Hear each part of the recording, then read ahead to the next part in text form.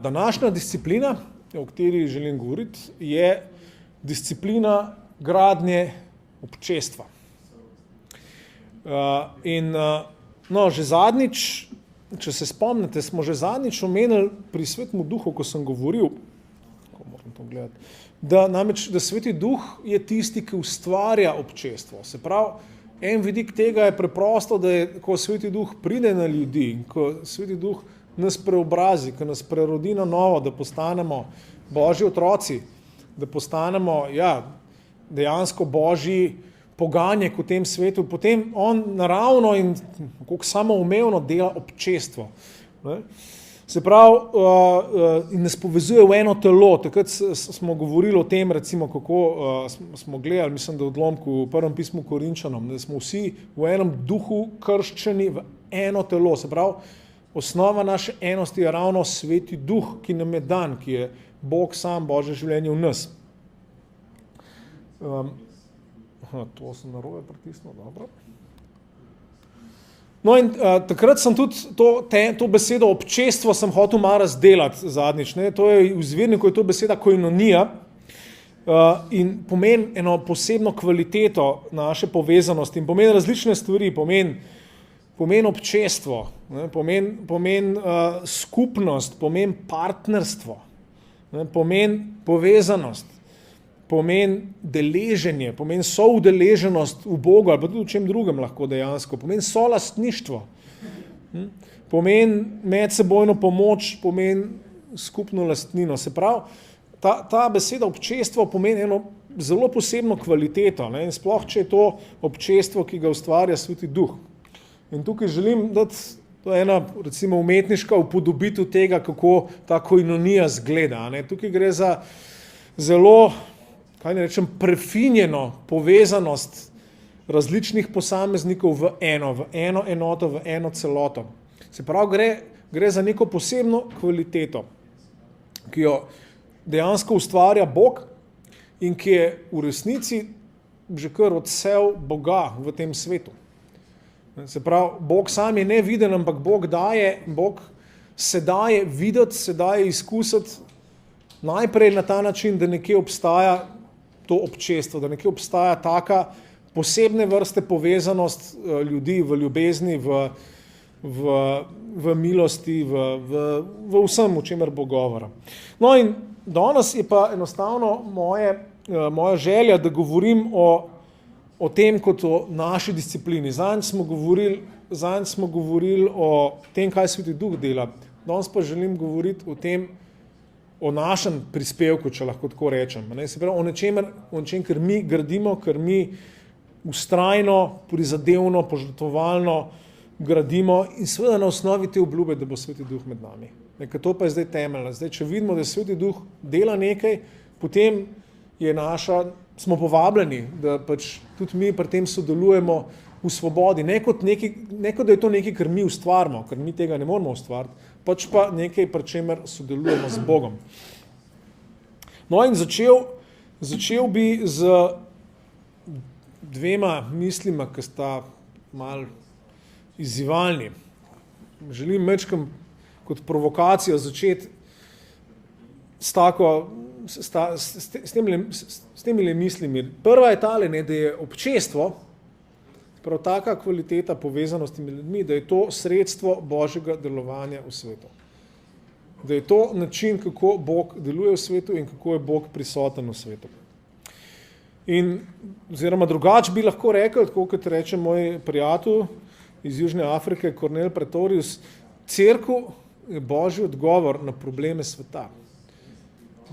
Bog, ki si je v svojem modrem načrtu, kako bo odrešil svet, si je zamislil, da po Jezusu, da pride pač ta skupnost, to občestvo, ena zelo posebna povezanost, oblika povezanosti ljudi in skozi to občestvo bo Bog deloval v svetu, bo odgovarjal na probleme sveta. In vemo, da prvi problem v svetu je greh in je odločenost od Boga in potem vse ostalo, kar greh seveda prinese s sabo. In ta provokacija je velika in jo moramo resno vzeti. Da je dejansko Bog si tako zamislil, da bo na ta način deloval v svetu in da bo na ta način prisoten v svetu in da bo na ta način tudi reševal probleme, ki so v svetu. Zdaj, dajmo malo začeti razmišljati pri tem, kdo je Bog oziroma kakšen je Bog sam v sebi. Verujemo na podlagi Svetega pisma, da je Bog trojica. Se pravi, so tri osebe, ki so popolnoma eno. Se pravi, v bistvu je občestvo v nekem smislu že kar stvar Božje narave. Bog sam v sebi je občestvo. In to je temelj pravzaprav vsega, kar želimo povedati in kar moramo razmišljati o tej stvari.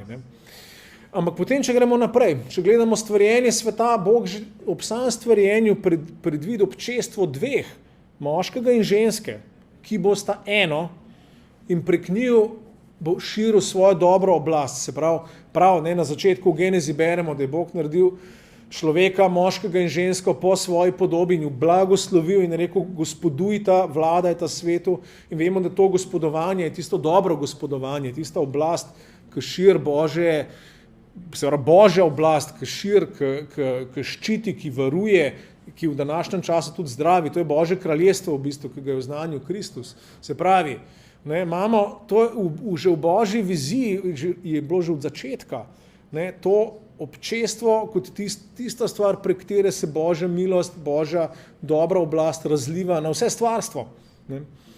In potem, če gremo naprej pod staro zavezo, spet, ko se Bog želi razodevati svetu in svoje odrešilno delovanje delati v svetu, Bog najprej zbere eno družino, Abrahama, in potem iz te družine nastane cel narod, ampak spet zbere skupnost, zbere občestvo, ne dela skozi posameznika ali pa ne dela na neke druge abstraktne načine, ampak dela na ta način. Se pravi, išče občestvo, išče ljudi, ki so združeni z Bogom in drug z drugim.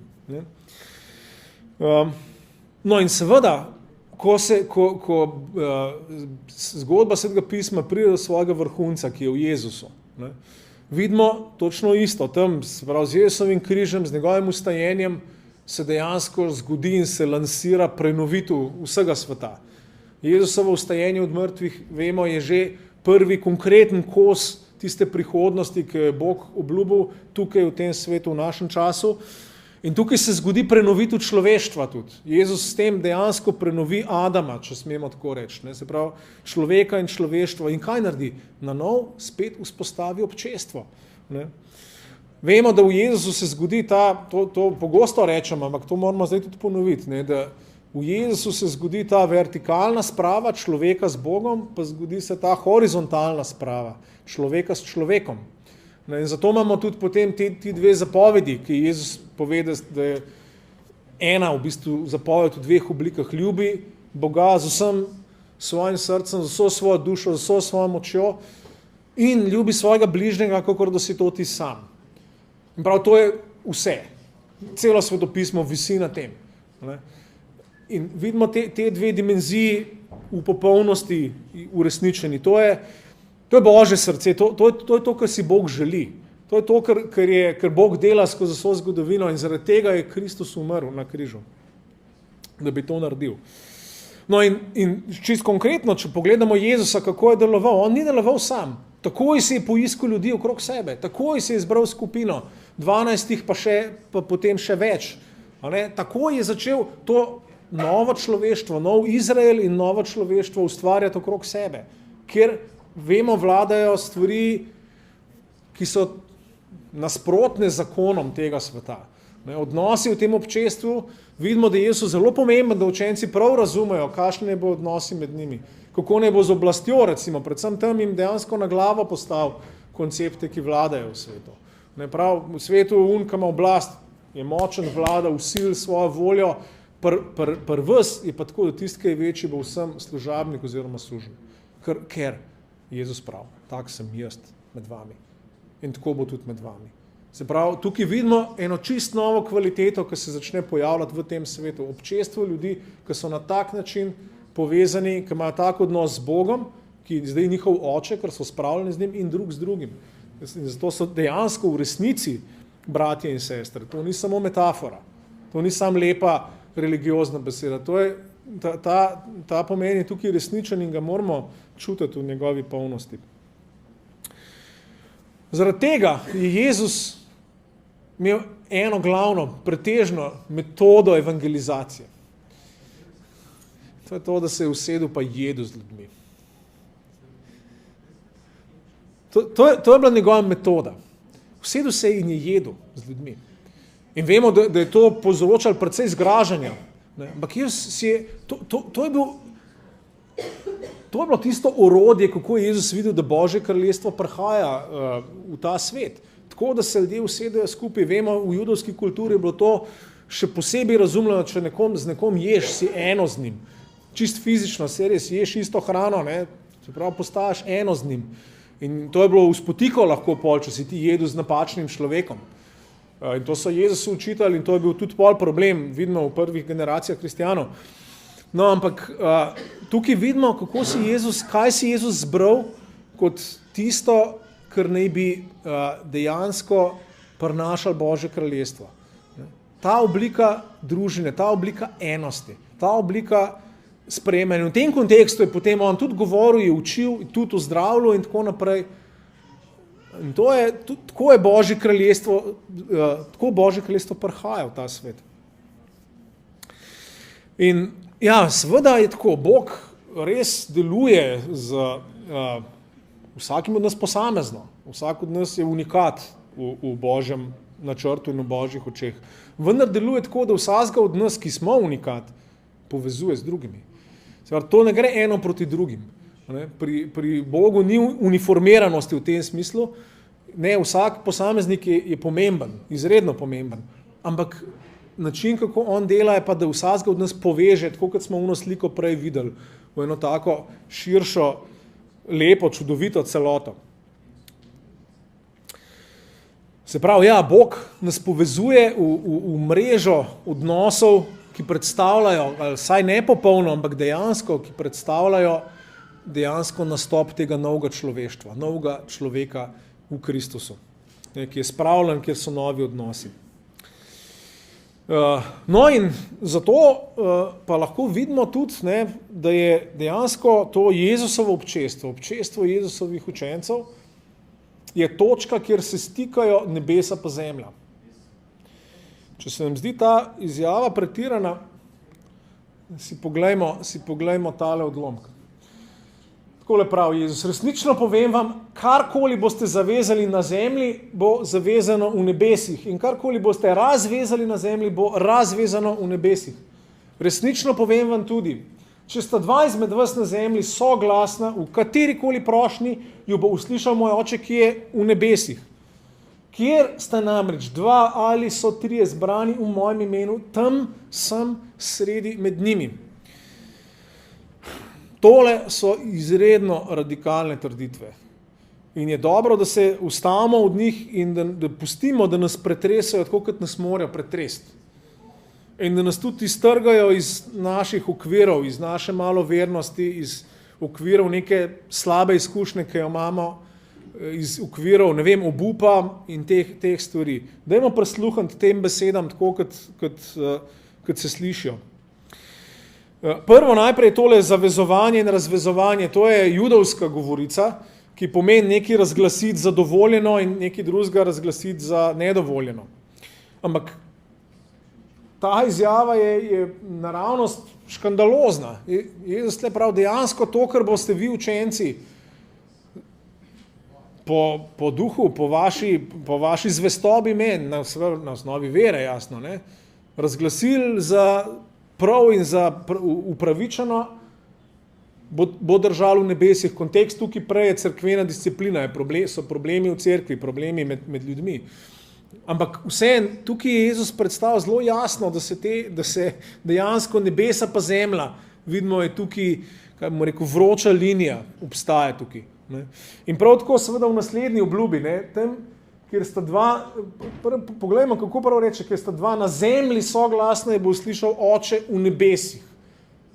Se pravi, tukaj imamo točko, kjer se nebesa pa zemlja, se pravi, človeški svet pa Božji svet, kjer ta pregrada pade. Ker ta usodna ločenost, ki je seveda greh povzročil, kjer več ne velja. In ni slučajno, da je ta beseda soglasna tukaj noter. Soglasna dejansko pomeni biti v harmoniji, biti v skladju drug z drugim. Tukaj imamo to enost, o kateri bomo še govorili. Se pravi, dejansko Jezus tukaj govori, tam, kjer je občestvo, tam med nebesi pa zemljo ni več meje. Tam se tle na tem ključni relaciji se je nekaj bistvenega spremenil. In zdi se, da Jezus tako hoče reči, tam, ko Bog na zemlji vidi občestvo, ko vidi to povezanost med ljudmi, ko vidi to kvaliteto, tam Bog usliši z nebes. Tja prej smo poslušali psalm, tja Bog obljublja svoj blagoslov, smo brali v psalmu. In potem je pa seveda še tretji del tega stavka, tam, ko so zbrani v mojem imenu, tam sem jaz sredi med njimi. Se pravi, tam biva Bog na zemlji. Dejansko, sploh če bi gledali cel Matejev evangelij, vidimo, da se to opisuje v temo novega svetišča, ker v Jezusu pride pravi tempelj in zdaj nadaljevanje tega svetišča je pa točno to občestvo, ki ga Jezus s svojo krvjo in svojim duhom vzpostavi. In zdaj, če pogledamo tisto drzno izjavo iz začetka vidimo, da dejansko Bog prek teh uslišanih molitev občestva, Bog deluje v svetu. Kako je to možno? Ja, občestvo, Kristusovo občestvo, ki je v svetu, čut stisko, čut zlo, čut probleme, ki so v svetu. Ampak ker je združeno z Bogom, to prenaša v nebesa in Bog odgovori na to. In tako Bog se je v veliki milosti in v veliki svoji suverenosti, ki jo ima kot Bog, se je odločil, da bo tako deloval, da bo vključil ta naš šibek človeški faktor v svoje popolne načrte, v svoje suverene načrte. To je v bistvu neverjetno, kaj Jezus tlele odgrinja nam. Da je Bog dejansko zaupa nam ljudem nekaj tazga. In to nas mora močno spodbuditi in upogumiti. Se pravi, Bog je se odločil, da bo svoje delovanje povezal, pa saj delno napravo odvisno od tega, kako deluje njegovo občestvo, Božje občestvo na zemlji. Tukaj vidimo, koliko je pol to kritična, ključna stvar, da nekaj tazga obstaja. No, zdaj si pa poglejmo en vzor, prvi vzor, kako ne bi krščansko občestvo izgledalo. Beremo na začetku apostolskih del, potem, ko je Sveti Duh prišel v moči na apostole in na množico, beremo tole. Bili so stanovitni v nauku apostolov in v občestvu, v lomljenju kruha in v molitvah. Vse pa je v duši navdajal strah, zakaj po apostolih se je dogajalo veliko čudežev in znamen. Vsi verniki so se družili med seboj in imeli vse skupno. Prodajali so premoženje in imetje ter od tega delili vsem, kolikor je kdo potreboval. Dan za dnem so se enodušno in vztrajno zbirali v templju. Lomili kruh po domovih ter uživali hrano z veselim in preprostim srcem. Hvalili so Boga in vsi ljudje so jih imeli radi, Gospod pa jim je vsak dan pridruževal te, ki so našli odrešenje. Kaj tukaj vidimo? Najprej bi opozoril na to, že takoj na vrhu vidimo, da je občestvo nekaj, v čemer je treba biti stanoviten. Prav tako, kad je treba biti stanoviten v nauku, tako, kad je treba biti stanoviten v Gospodovi večerji in v molitvi. Prav tako v občestvu. Se pravi, tukaj že iz tlele vidimo, da občestvo je ena od temeljnih disciplin. Kaj ne bi mi delali, zakaj ne bi se trudili, v čem ne bi bili zvesti, požrtvovalni, marljivi, delavni. Se pravi, občestvo. To je spet je ta izraz, je tukaj ta koinonija. Se pravi, morate slišati ves ta oblak teh pomenov, ki sem jih omenil na začetku. Se pravi, tako kot vse druge krščanske dejavnosti, je občestvo med njimi. Potem drugo, tukaj vidimo, tako izraven se omenjajo čudeži. In zdaj iz tega, ki smo se naučili malo prej, nam je to jasno. Zakaj? Iz tistega, kar je Jezus prej učil, v Matejevem evangeliju vidimo, da to normalno spada zraven. Ne. Tam, kjer je to občestvo, tam je vroča linija med nebesi in zemljo teče, je neprekinjena in tam Bog deluje na vse možne načine. Ne. Ko Bog vidi, to deluje. Ne. No in potem pa nekaj, kar po mojem velja in moramo razumeti, da je to ena od osnovnih lastnosti občestva. To je pa to druženje in skupna lastnina. To je nekaj, kar nam je lahko danes malo tako pohujšljivo, mogoče celo, ampak tle moramo pozoriti, da kot sem že zadnjič povedal, ta izvirna beseda koinonija v grščini, že sama po sebi, slovarsko, dejansko lahko pomeni skupno lastnino. In torej je zelo normalno, da potem najdemo takle opis, da človek razume svojo lastnino drugače, zaradi tega, kar se je zgodilo. Mislim, da smo zadnjič to že malo omenili, ampak velja ponoviti. Ne. Če imamo skupno, če nam je skupno lastna prava dobrina, večna dobrina, ki ne propade, in to je Sveti Duh, to je odrešenje, Božja beseda. Koliko bolj naj bi imeli skupno ostalo, kar je propadljivo. In to je čist naraven sad, noben ni tega pridigal, noben ni tega zahteval, gre za svobodo, ki jo imamo kot Božji otroci, da začnemo živeti drugače in začnemo misliti drugače tudi o tem, kaj jaz imam. In to seveda vemo, da je v tem svetu zelo pomembno, ker je to en od malikov. Ne, kaj jaz imam, moj denar, in ker to mi daje neko avtonomno, navidezno, lažno avtonomno moč. Ne. In Bog pa z občestvom ran seveda podre te malike in nas začne spreobračati tudi znotraj, da začnemo misliti na ta konkreten način tudi skupno. Ne. In seveda druženje, ne, biti drug z drugim, imeti čas drug za drugega, ne. Biti v tem smislu podarjen drug drugemu, služati drug drugemu, ne, spodbujati drug drugega, veseliti se drug z drugim, jokati drug z drugim, druženje, ne, so bili skupaj. Ne. In to je podobno, tudi moj čas ni moj čas. Ne. Čas, ki mi ga je Bog dal, mi ga je dal zato, da gradim to nebeško kvaliteto na zemlji, to občestvo, to koinonijo. No, potem še nekaj lastnosti je enodušnost, o tem bomo povedali mečkam poznej. Molitev seveda spada zraven. Molitev je predvsem in najprej stvar skupnega občestva. Spet to smo že prej videli v Mateju, kako je to pomembno, da soglasno skupaj molimo. Moramo se učiti skupaj moliti, res poslušati drug drugega v molitvi, pritrjevati drug drugemu v molitvi. Dejansko je tako, ko moj brat ali pa sestra mol, Jezus v bistvu od mene pričakuje, da se popolnoma podredim njemu in se v tem smislu popolnoma združim z njegovo molitvijo in tako sva lahko soglasna. Se pravi, to je dejanje ponižnosti. Ko moj brat mol, moram jaz pozorno poslušati in se podrediti temu, kar on mol, da sva lahko res eno. In to Bog obljublja tako molitev uslišati. No in potem imamo spet tukaj, nikakor ne slučajno, skupno uživanje hrane. Se pravi, vidimo eno stvar, ta Jezusova metoda se nadaljuje, brez prekinitve. Oni jejo skupaj, enostavno uživajo hrano skupaj in seveda v tem kontekstu tudi Gospodova večerja, ta lomili kruh po domovih, strokovnjaki se kregajo, to pomeni pač jesti kosilo ali imeti Gospodova večerjo, ampak najverjetneje pomeni oboje, ker v tistem času Gospodova večerja ni bila taka, kot jo imamo danes, ampak je bila del normalnega obeda, kosila, večerje, ne, in se pravi, ne, tukaj tudi vidimo, tukaj lahko pogledamo, kakšen je mogoče sploh ta prav smisel Gospodove večerje. Ja, točno to, da se to Jezusovo občestvo ob mizi nadaljuje naprej med njegovimi učenci. Zato nam je pustil tak spomin. Saj bi nam lahko pustil kjerkoli drug spomin, ampak ne, pustil je spomin ob jedi, ker kruh je v Svetem pismu itak pa v unikulturi pomeni temeljna hrana. Lahko sploh beseda kruh sploh lahko pomeni hrana v bibličnih jezikih.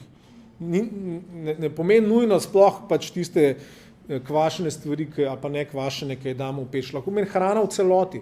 In spet vino je tista temeljna pijača. Se pravi, Jezus se je upisal v tisto temeljno stvar, ki je itak kot ljudje rabimo, ampak zdaj pravi, jejte skup in kadarkoli pijete, ne, delajte to v moj spomin in jaz bom med vami. In prav, Pavel tudi seveda v kontekstu Gospodove večerje to veliko besedo občestvo potegne ven. Tam v 10. poglavju prvega pisma Korinčanom, če pogledate, on govori o tem, da je ta blaženi, prav blagoslovljeni oziroma kelih blagoslova, da je občestvo s Kristusovo krvjo, pa občestvo z njegovim telesom. Prav, tukaj dejansko Gospodova večerja je eno zelo konkretno sredstvo, kako mi to občestvo nadaljujemo in ga moramo točno tako razumeti. In veselje. Občestvo je tisto, ki da res pravo veselje v tem svetu. Ker to je tisto, v bistvu je tako, ne? Če najdemo ljudi, ki vidimo, da so nam podarjeni in da se mi njim lahko podarimo res v Božjem duhu. Ni večjega veselja kot to v svetu. Nobene stvari ni bila bolj dragocena od tega. Vse drugo je brez veze v primerjavi s tem. In ni večjega daru, kot nam ga Bog da, kot je to, da nam pošlje ljudi in da nas druži z ljudmi.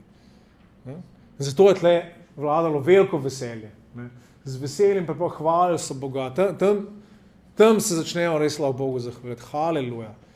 Ja, nekaj ta pravga se začel dogajati v naših življenjih, v našem svetu. To je ta velika stvar. No in še zadnja stvar tle je naravna evangelizacija, vidimo.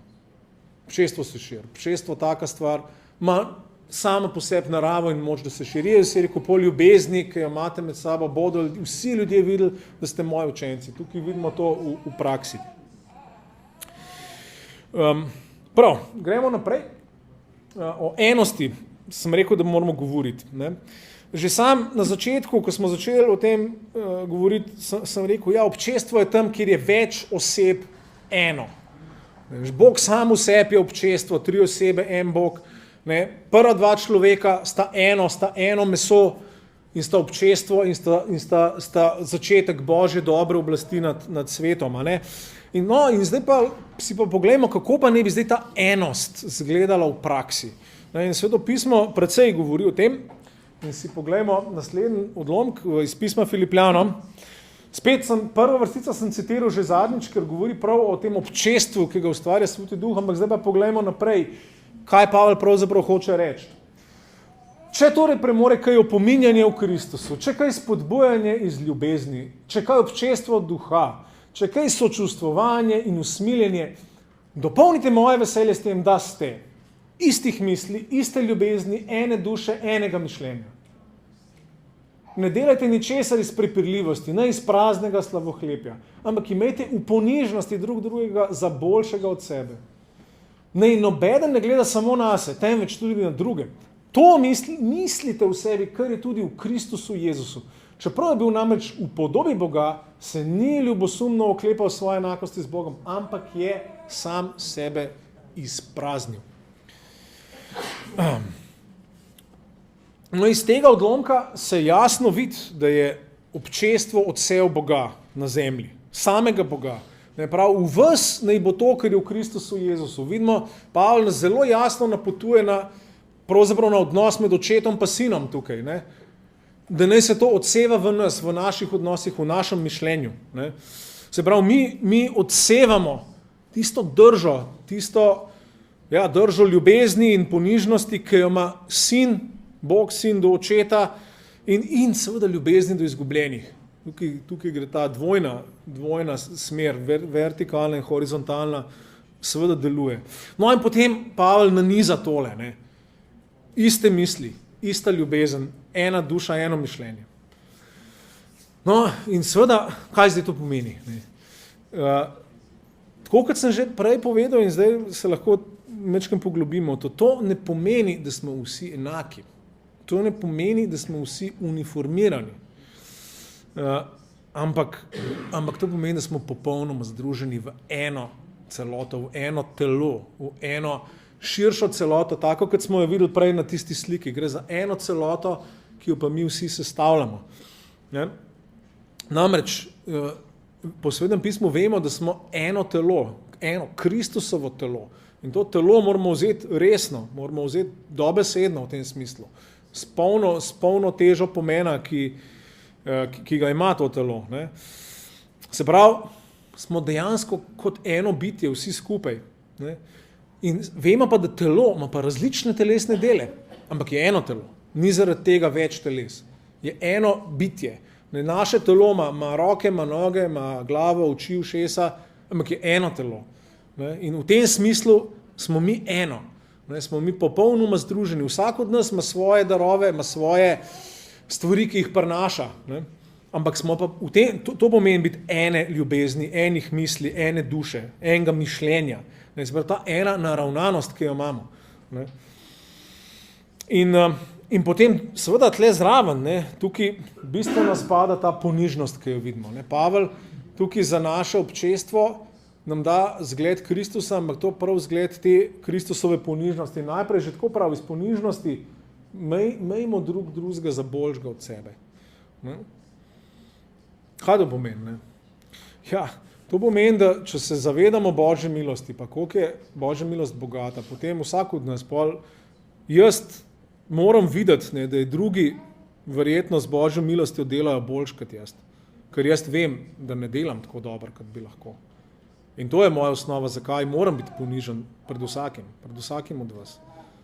Zato, ker Božja milost je tista, ki nam je dana in vsak od nas ve, da Bog je silno bogat v tem, kar nam daje. Jaz pa vem, da nisem tako dober oskrbnik tega, kot bi lahko bil, kot bi Bog želel, da sem. In zato moram s ponižnostjo gledati na vse vas. In tako mora vsak od nas gledati drug na drugega. Vsem nam je dana velika mera Božje milosti. In vsem nam veliko v bistvu manjka, da bi bili taki, ki bi bilo Bogu fajn.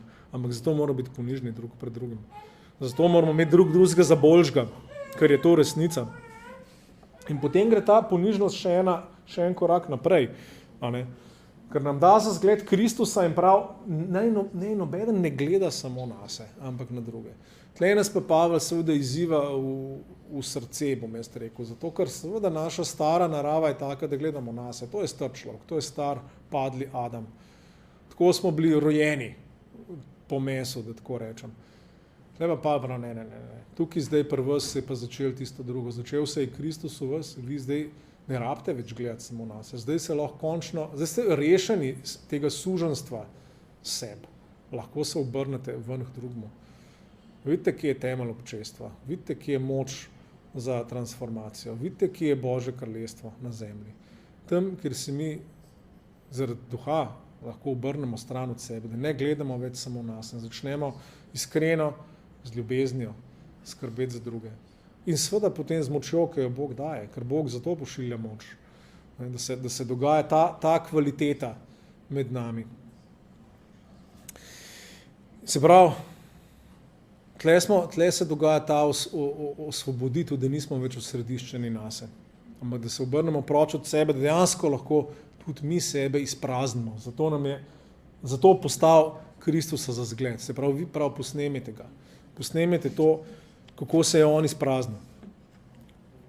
In tudi, dejansko prav, to je tisto Kristusovo mišljenje, to je Kristusova notranjost.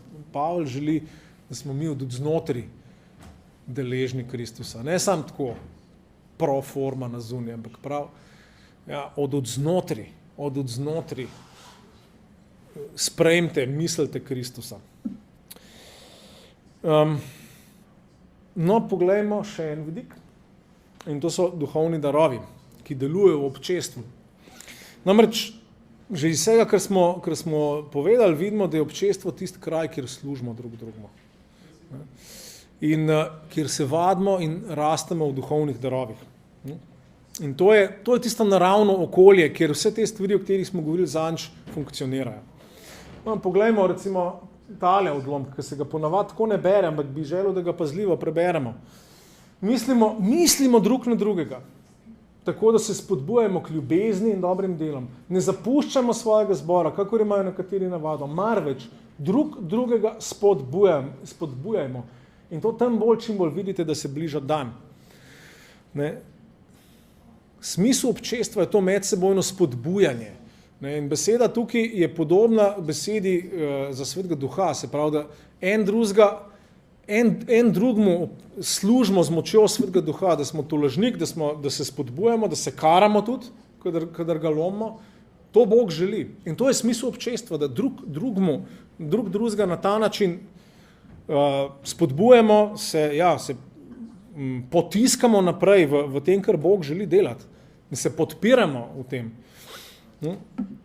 No in potem je pa recimo tale odlom, ki je pa še bolj jasen iz Petrovega pisma, prav. Predvsem se med seboj goreče ljubite, ker ljubezen pokrije množico grehov. Bodite gostoljubni drug do drugega, spet, brez godrnjanja. Kot dobri oskrbniki mnogo tere Božje milosti, strezite drug drugemu. Z milostnim darom, kakor ga je kdo prejel. Če kdo govori, naj to stori, kakor je prav za Božje besede. Če je kdo v kakšni službi, naj opravlja z močjo, ki jo daje Bog. Le da bo po Jezusu Kristusu v vsem slavljen Bog. Se pravi, smo oskrbniki. Kdo je oskrbnik? Oskrbnik je nekdo, ki mu nekdo višji zaupa nekaj, kar ni njegovega, da bo upravljal z njim. In tukaj je ta Božja milost. In tudi lahko rečemo, da so te karizme, to so te moči Svetega Duha, ki so Kristusove moči. Niso naše. Gre za njegovo moč, za njegovo močno delovanje v svetu. Ne? To je ta dobrina, duhovna lastnina, ki nam je dana, duhovna moč. Ne? Mi smo oskrbniki drug za drugega. In drugo, kar pravi, pa, da so te darovi raznoliki. Imamo spet raznotere, spet imamo podobo telesa z različnimi udi, z različnimi službami. Ne? In služimo drug drugemu. Ne? In tukaj je spet izrecno rečen, če dobro beremo, ne, se pravi, kakor je prav za Božje besede, je dobesedno, kakor Božje besede. Bog govori, Bog daje moč, da se dela v občestvu. Spet vidimo, tle je Bog tisti, ki deluje v občestvu.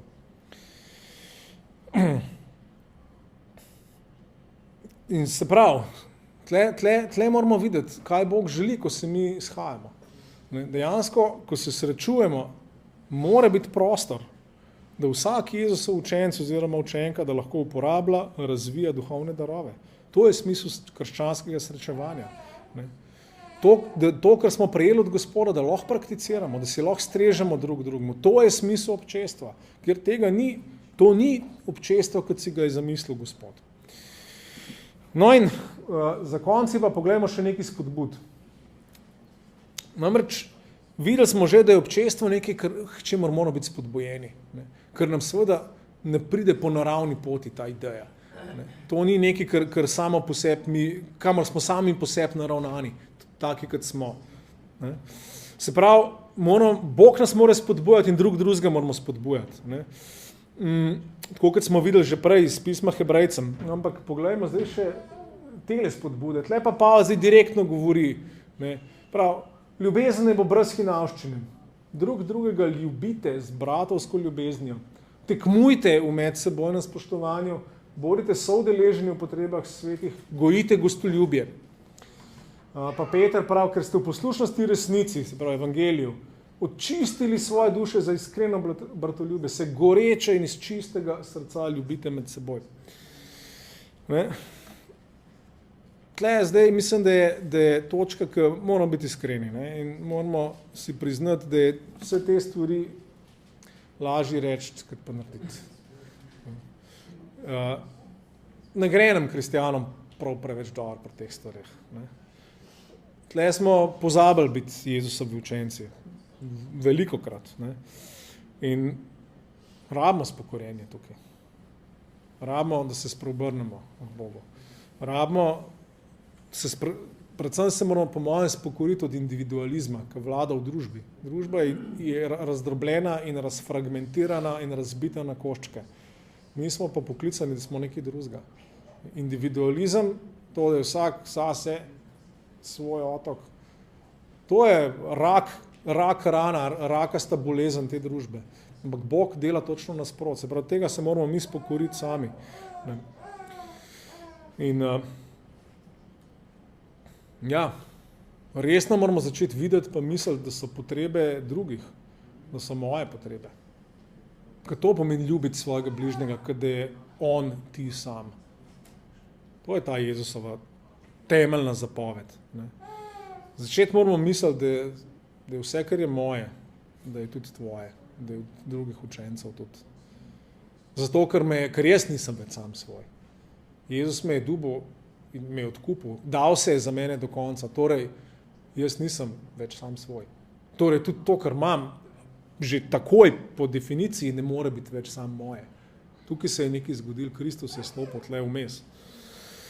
In tako kot prav, tukaj rabimo res eno pristno gorečnost, iskrenost, stalnost, vztrajnost, intenzivnost. Tukaj gre za nekaj urgentnega. To kako je tale druga vrstica izražena, kaže na nekaj, tudi nekaj vztrajnega, nekaj stalnega. Se goreče in iz čistega srca ljubite med seboj. To je nekaj, pri čemer je treba vztrajati. Zakaj? Zato, ker veter piha v nasprotno smer tlele. Vse v tem svetu govori in diha v kontra, sam Božji duh nam pa tole daje.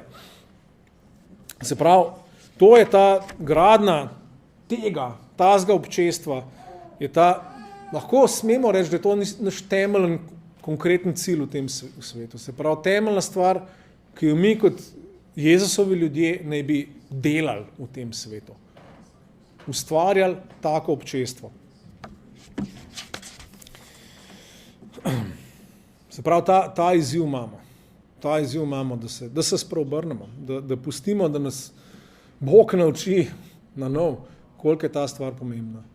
Koliko je to nekaj dragocenega, koliko je to nekaj lepega, čudovitega, koliko je to nekaj slavnega, nekaj, ker dejansko Bog sam prebiva in deluje. To rabimo vsi. No in če zdaj stopimo en korak nazaj in pogledamo od delč na vse to, kar smo govorili. In kot veste, na koncu zmeri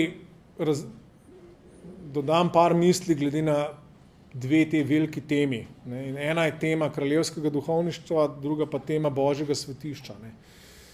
Ker vemo, da skozi vse te krščanske discipline pravzaprav delamo eno stvar. Da sodelujemo z Bogom pri tem, da svoje pravo svetišče, resnično svetišče vzpostavlja v tem svetu.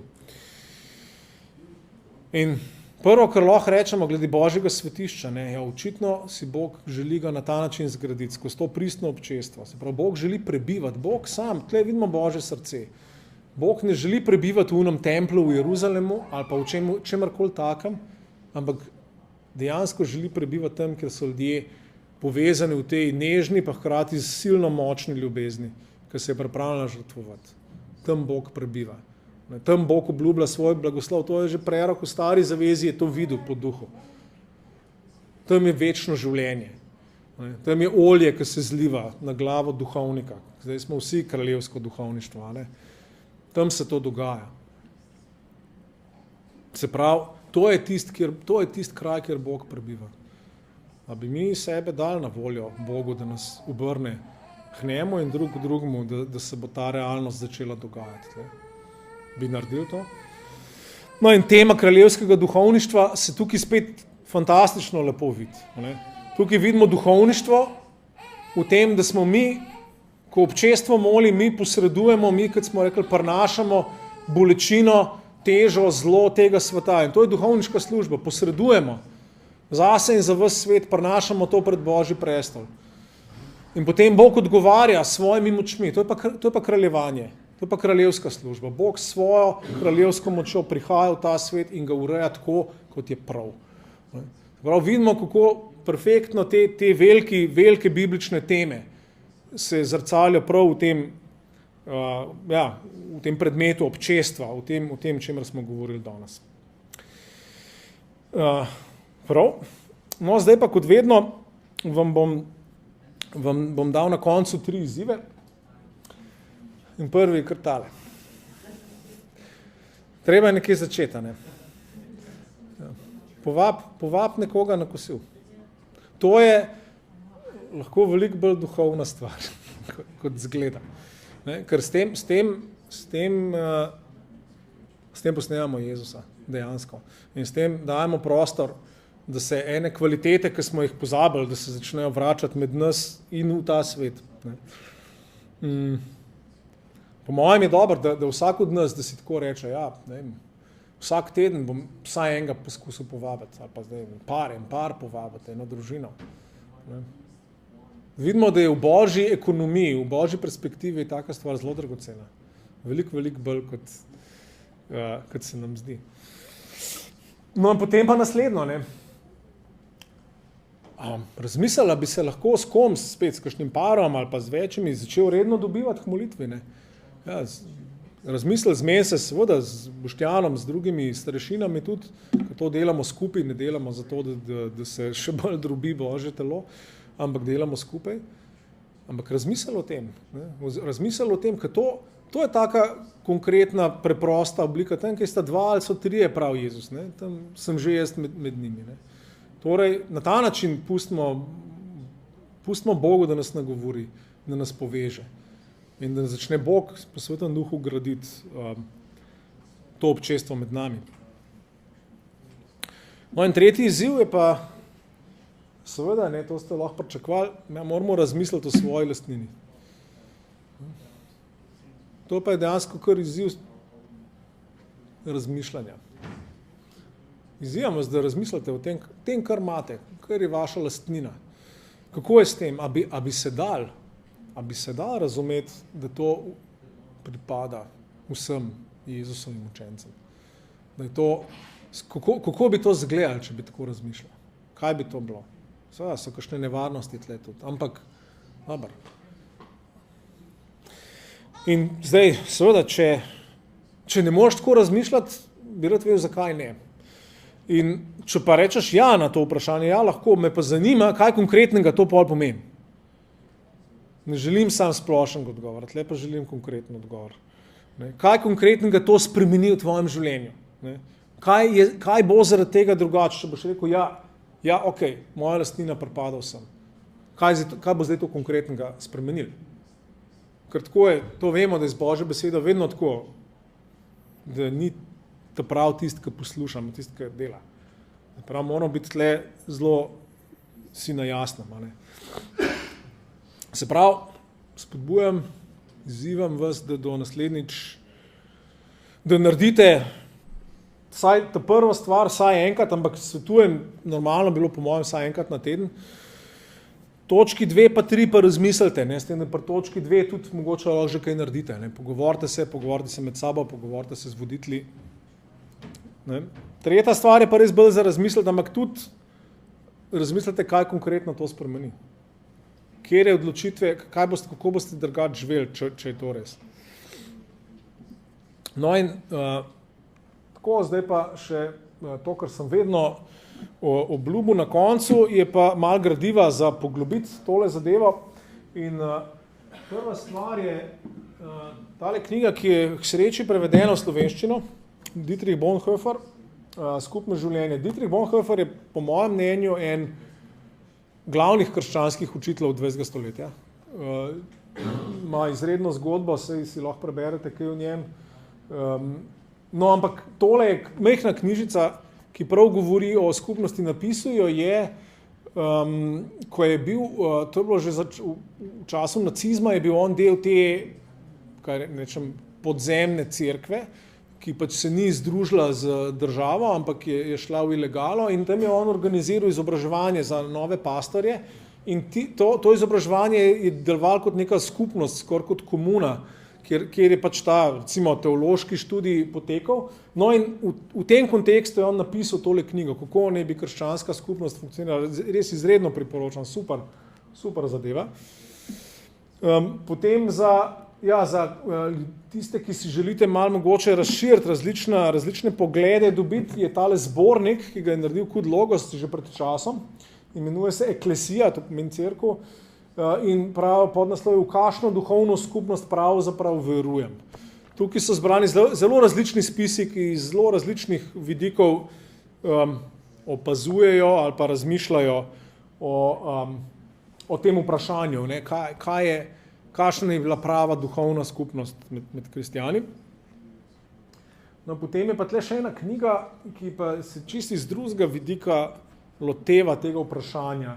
Larry Crabb je avtor, imenuje se The Safest Place on Earth, se pravi najvarnejši kraj na svetu, in podnaslov je, kjer se ljudje povežejo in so navekomaj spremenjeni.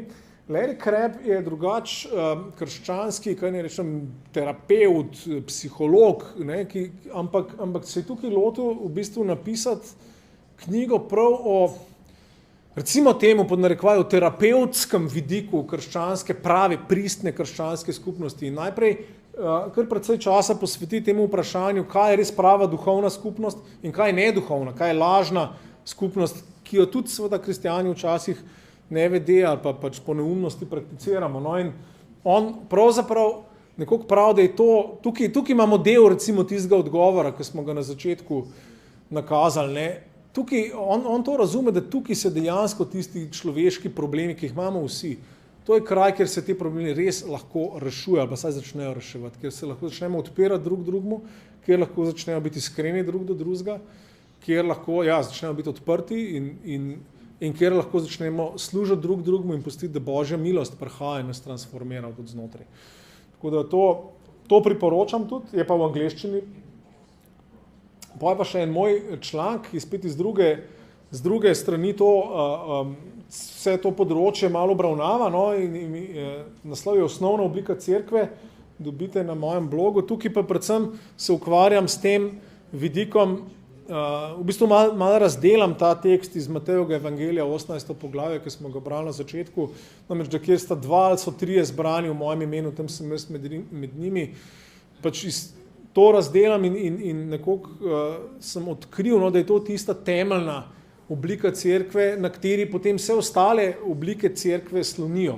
Vse ostalo, kar imenujemo cerkev, izrašča ven iz te temeljne obljube, da bo Kristus prisoten med nami.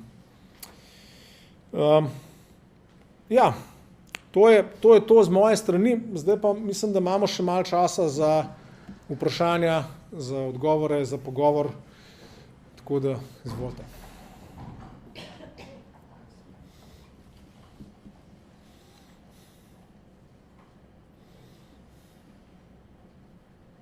No, kar pogumno. Jaz bi vprašala, na primer, ko molim k Bogu, pa ga stavim, ne, je on tudi z mano, ali mora biti več ljudi? Zbravo vprašanje, a je Bog z nami sam, ko nas je več, ali sem... Zdaj tako, Sveto pismo ima tukaj dva odgovora. Najprej pravi, da je tudi naše telo, vsakega od nas posamezno, je tempelj Svetega Duha. In če je to tako, Bog ni z nami, ampak je v nas.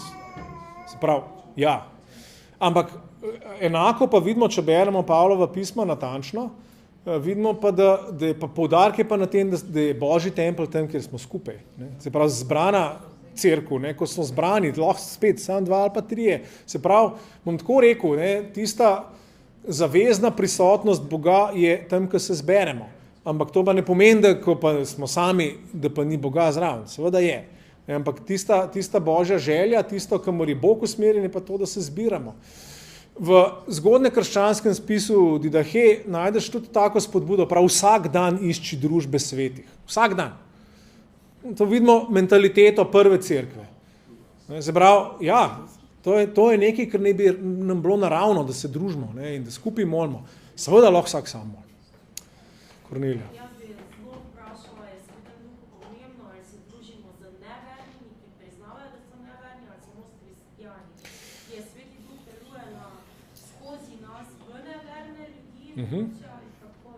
Se pravi, s kom se moramo družiti? Z nevernimi ali z vernimi in kako je s tem?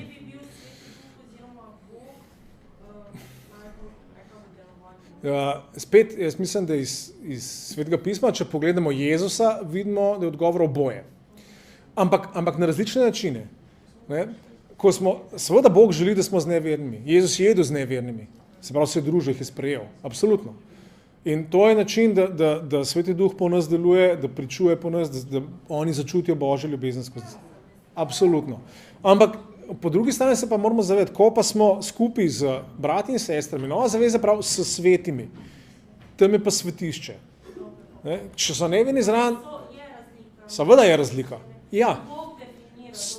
Seveda je razlika. Ja. Ampak poklicani smo pa absolutno v oboje. Ne? Ampak rabimo to, da se mi družimo med sabo ravno za to medsebojno podporo, ker ko ko je Božje svetišče ustanovljeno na zemlji, tam je Božja moč, tam je Božja spodbuda, ne, tam je Božja... Ja, bi pa eno, zanimiva misel, ne, ampak ko je Jezus poslal učence, jih je poslal 2 pa po 2. Le zakaj? Zato, ker sta 2, pa je tam svetišče, že tudi, sta 2 pa 3 v mojem imenu. Ne? Se pravi, zanimivo, no? Tudi tle je Jezus nekoliko predvidel, da je normalno, ne? Da ne bosta 2, ne? Dve priči, ne? To je ta bibličen koncept. Prosim. Ja. Absolutno. Absolutno, ne, absolutno, to je misijon. Se zato pravim, da je odgovor ja na oboje. Ne. Sam to mislim, da je pa važno, da se sami učimo videti, da tle je razlika. Ne. Da tam, ko smo skupaj z brati pa sestrami, imamo lahko eno čist drugačno gotovost in svobodo v duhu zaradi te Božje obljube, ki je tam realizirana. O tem govorim.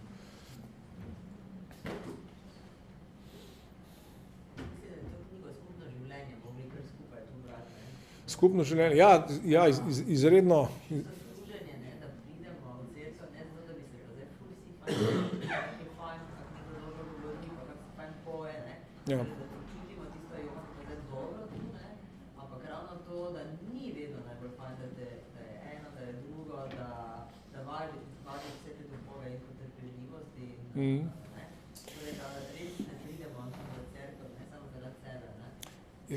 Ja, no se... Ja, in no, super, ne, ko tako razmišljamo, ne, da ne zaradi sebe, takrat že gradimo občestvo, ko smo brali, ne mislite sam nase, tukaj, to je drža, ki jo moramo imeti, ja, in ta tudi Bonhoefferjeva knjiga, jaz se strinjam, lahko tle pomaga, ker v resnici se tako je Jezus tudi rekel, ne, tisti, ki sebe zgubi zaradi mene, pa zaradi evangelija, se bo v resnici našel. To je tle mal paradoks, ampak v tem tako bivamo. Če sebe zgubimo, se v resnici najdemo. Če pa sebe iščemo, pa sebe zgubimo.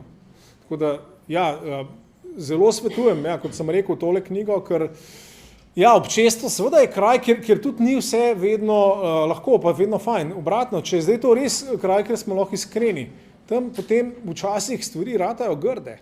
Ampak to je prav, ker se morajo odpreti stvari, morajo, ja, naše rane pridejo na dan. In to ni prijetno, ampak je pa resnično. Je ta prav kraj, je kraj, kjer Bog končno lahko začne delati, kjer naši strahovi pridejo na dan lahko, ker si drznemo jih priznati drugemu. In naše šibkosti, ne, naše omejenosti, ja. In to prav, ja, skupnost je včasih lahko gradbišče, kjer je umazan, kjer ležijo stvari sem pa tja, ampak treba je pustiti, treba je videti to vizijo, da to je točno tam, kjer je Bog se zavezal, da bo in da bo delal in bo gradil svoje svetišče v svetu.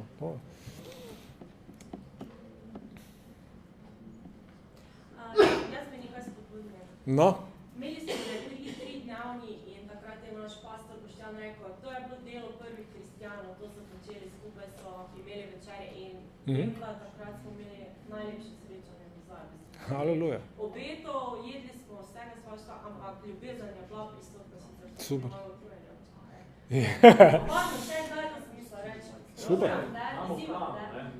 Super. Ja, skupni retrit, skupen čas, preživljati čas skupaj, jasno, to je občestvo.